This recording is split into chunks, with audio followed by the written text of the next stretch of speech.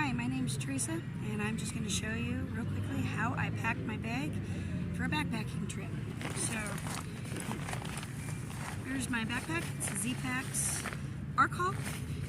I already have my trekking poles on the side. Got my hand sanitizer in it. And my Garmin on this side already. Also have a water bottle holder. Got a water bottle on it. I usually start out with my pack liner. It is a Polycryo pack liner. Got it Six Moon Designs off the internet. That goes in the bottom.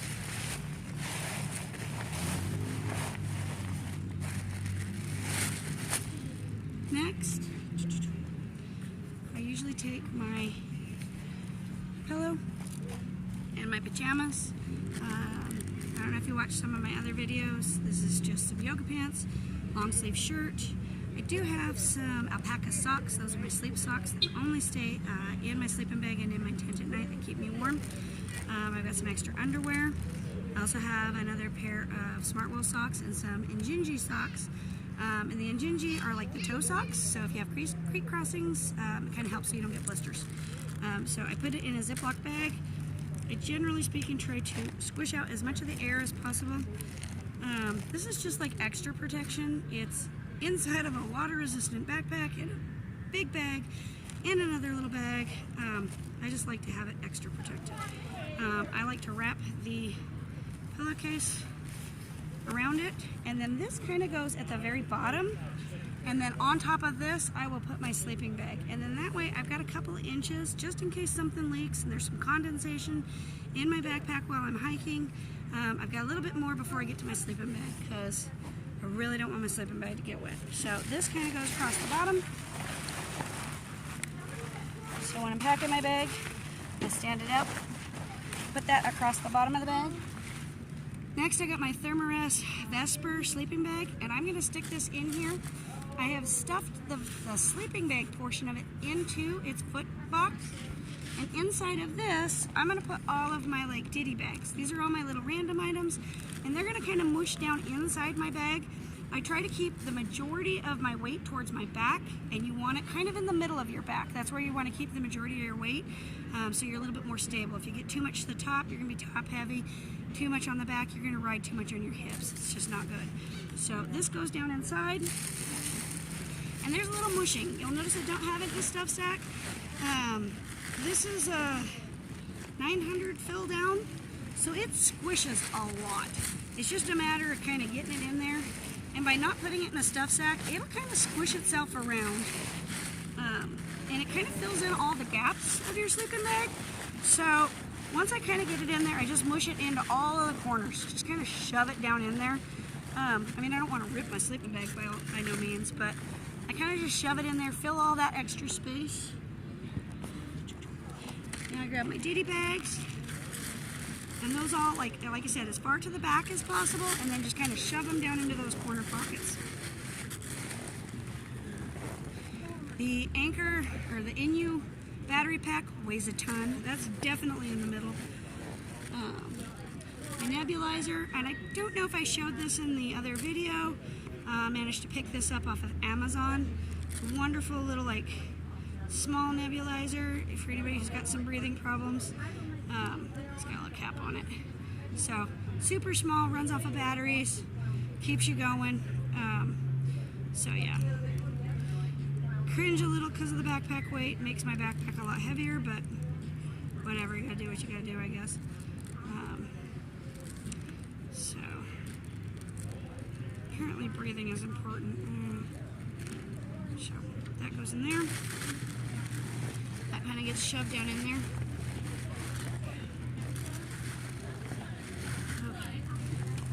So, the next layer is my air mattress.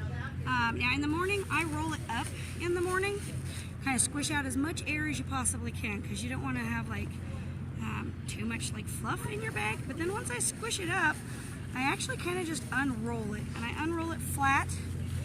And this just kind of goes on top of my sleeping bag.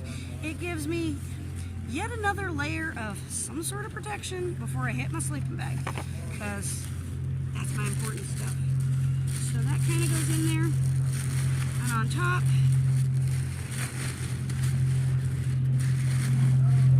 In case you haven't figured out, we are at the park, so there's lots of people running around, lots of dogs, lots of kids, a little chaotic, but hopefully you can understand what's going on.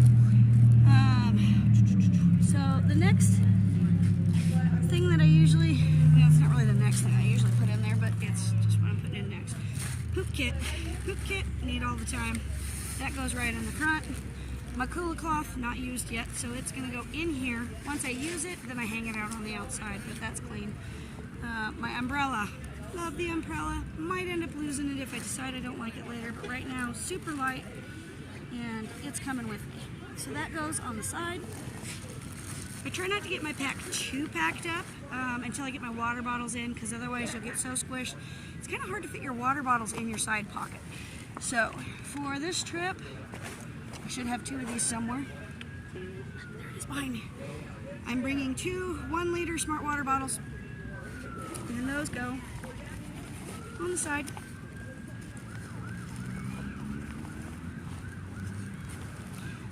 My water filtration for this trip will be the BeFree, Katadyn BeFree. Love the flow rate on this, and I wouldn't necessarily go out of your way to buy the tactical bag. I just have the tactical bag, so I'm going to use it because it is a little stronger, but it's really not worth the extra money to get the thicker bag. So other than that, yeah. And I'm bringing 3-liter water bag for extra water carries. I probably could do with a 2-liter, but I have the 3-liter, so that's what I'm bringing. Be a little water overkill. So my footprint, this sometimes will go with my tent, but because I've already got my tent in a sack, I'm going to throw that on the side. So these may or may not stay with me. They're the Zero Drop shoes. I am going to probably close up my sack. If it was a day that I was hiking and I knew there was a possibility of rain, I would be throwing like my puffer coat and some of my clothes in the bag and then rolling it shut and then putting on the food and the tent. But other than that, if I think the weather is good, I usually have those things towards the top, just because I want to be able to change out clothes as I'm going down trail if it gets ugly. But for right now, my sleep shoes are going to go in there. I actually might put my puffer coat in here. In case you didn't notice, some things are just subject to how it looks like when you're loading your bag. And you'll notice my puffer coat's not folded in any shape. All I'm doing is I'm using the squish of the puffer coat to just shove it in any of the little nooks and crannies. So you're just like, if there's space in there somewhere, you're kind of shoving the fluffiness down into all those little holes. Next, you usually want to do your heavy items because now you're at your middle of your back. That's where you get into your food bag. In this case, there's only a couple of days worth of food in there. Still weighs a ton. Oops, sorry, close the bag. Now I'm going to put my food bag in there, and you'll notice that each time I go in, I'm kind of mushing things down, mushing them around a little bit. I'm also going to put my cook set in there. I'm going to lay it on the side so I don't bend my spoon. Put my spoon kind of towards the back of the backpack and kind of in there around my food bag. This cook set might end up on a side pocket if I find that I want to cook lunches, if it's cold or something like that, but on a normal basis, I feel like my cook kit's really going to be used for coffee, maybe a little bit of hot breakfast because it's chilly in the mornings, and dinner, so I really don't care as long as it's kind of in there. And I might even divide up my food bag so that I have the majority of the food right here, and then whatever's just the food for the day, that'll probably be at the very, very top, and a little bit in my hip belt pockets. So some other little randoms, my sunglasses. Not a huge sunglass fan. If I discover I really like them, I might move them up to like my shoulder strap. Right now I'm bringing them mostly just to make sure, but I'm not a big fan of sunglasses. My gaiters, my gloves, and my buffs I like to have in my hip belt pocket. It's kind of a temperature control thing. The gaiters, well, that's more of a shoe dirt control thing. But I just like to have them so that if I'm on trail, I can just quickly reach those, kind of keep myself either cool or warm or whatever I need to do. Next,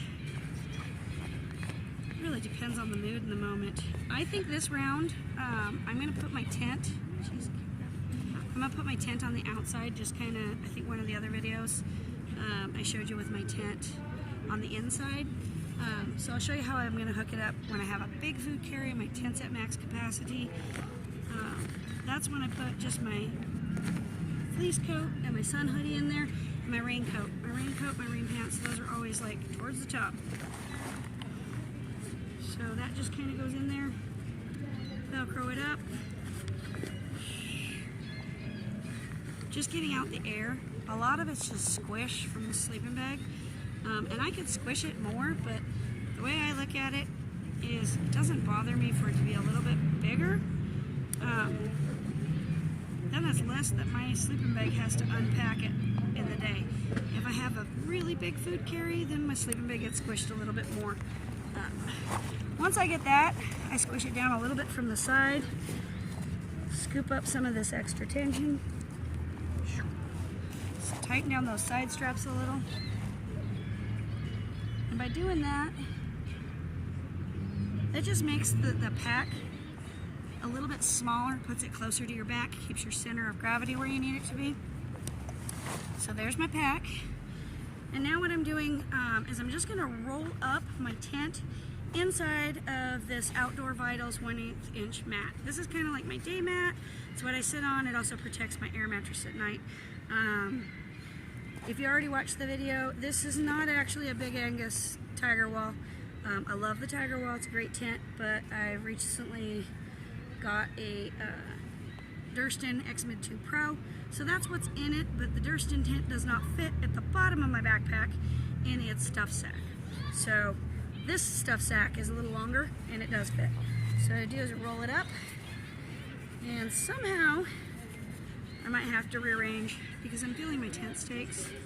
They ended up sideways, and that's not good. So give me a second while I move my tent stakes around so I don't poke through my bag, because that would be bad. There we go. So somehow I ended up with my tent stakes like this across the bottom, and clearly that wasn't going to work. I could just roll my tent up without having it be in a stuff sack, but I'm afraid that I'm more likely to snag it on a tree branch or who knows what, and I just feel better knowing that it's kind of a little bit more contained. I'm not losing anything. Roll it up. I'm just going to loosen these straps.